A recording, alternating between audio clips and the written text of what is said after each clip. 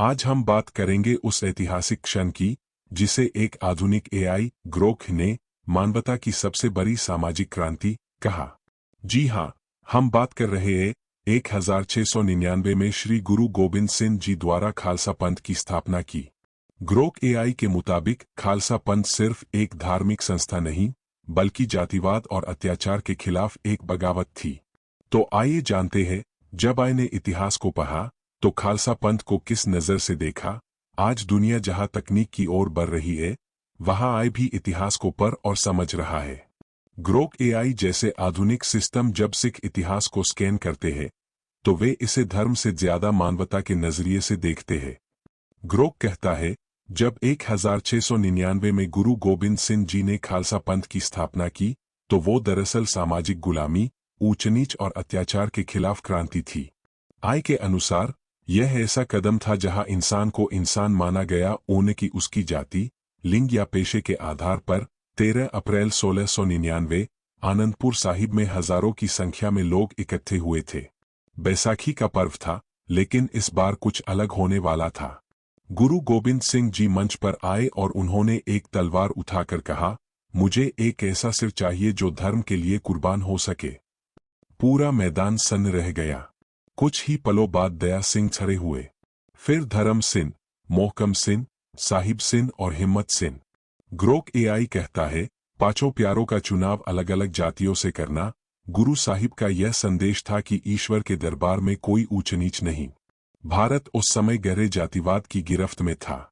ब्राह्मण ऊंचे, शूद्र नीचे, छुआछूत, भेदभाव समाज को तोड़ रहा था। लेकिन खालसा पंथ में सब बराबर, कोई भंगी नहीं, कोई राजपूत नहीं, सब सिख, सब सिंह और कौर। आई पर्सपेक्टिव। ग्रोक एआई इस क्षण को सोशल रीसेट कहता है, यानी समाज को रीसेट कर देना बिना किसी भेदभाव के। यह सिर्फ धार्मिक सुधार नहीं था, यह सामाजिक क्रांति थी।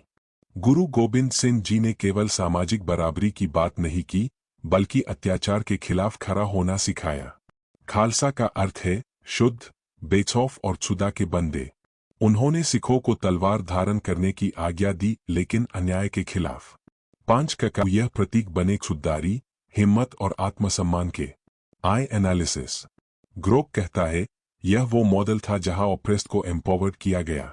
एक किसान, एक मोची, एक धोबी अब तलवार उठाकर जुल्म के खिलाफ खड़ा हो सकता था।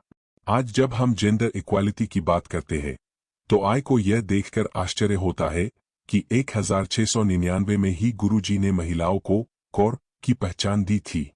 न कोई पर्दा, न कोई दहेज, न कोई भेदभाव। सिख महिला को भी युद्ध में जाने, धर्म उपदेश देने और नेतृत्व करने का पूरा अधिकार था। आई पर्सपेक्टिव। ग्रोक लिखता है, यह 17वीं सदी का सबसे प्रोग्रेसिव फेमिनिस्ट कदम था। वेस्टर्न वर्ल्ड उससे 300 साल पीछे था। गुरु गोबिंद सिंह जी ने खालसा पंथ को किसी क्षेत्र, जाति या धर्म में सीमित नहीं रखा। उन्होंने कहा, मानस की जात सबे एक पहचानबो, यानी पूरी मानव जाति एक है। आई इनसाइट। ग्रोक कहता है, यह यूनिवर्सल ह्यूमन आइडेंटिटी का मॉडल था, जिसमें न कोई अल्पसंख्यक है, न बहुसंख्यक, बस इंसानियत है।